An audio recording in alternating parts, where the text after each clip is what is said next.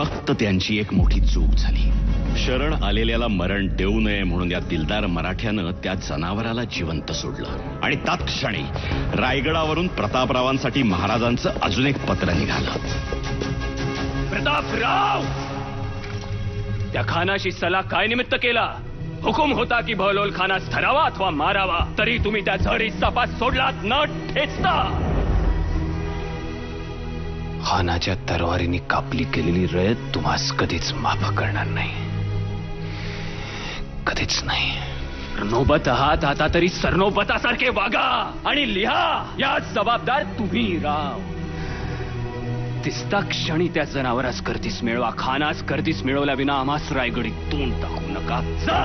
राजांचे हे विखारी शब्द स्वाभिमानी प्रतापरावांचं काळीत चिरत गेले आणि दुखावलेले प्रतापराव कुठलाही विचार न करता अवघे 6 सरदार घेऊन बहलोल खानाच्या दिशेनं निघाले.